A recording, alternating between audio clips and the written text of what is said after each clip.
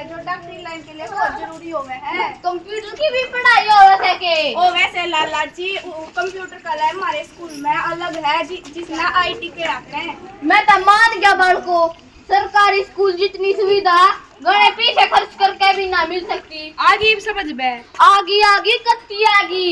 एक बात और सब पल्ले बांध लो, महंगी फीस से बचना है और बढ़िया पढ़ाई चाहिए तो अपने बालका ने सरकारी स्कूल में पढ़ाओ। मन्ने तो अपने सारे बालक सरकारी स्कूल में पढ़ाए से और सारे सरकारी नौकरी लाग दे से हम भी अपने बालका को सरकारी स्कूल में दाखिला करवाओ। सरकारी स्कूल में बालका ने कुछ खाने पीने का भी देवे है के बालका ने मुझे बैठा कर रखा है। स्कूल में पहली क्लास तक ले 8वीं तक के बालका ने सरकार मिड डे मील योजना के तहत पौष्टिक खाना देवे है।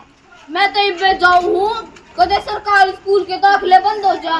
मैं तो अपनी बेटी का दाखिला सरकारी स्कूल में करवाऊंगा। मैं तो आज जाऊं हूँ। आप सबसे भी निवेदन है कि आप भी अपने बच्चों का दाखिला सरकारी स्कूल में करवाएं। मारा गाँव मारा देश मारा स्कूल, मारा गाँव मारा देश मारा स्कूल। जय हिंद।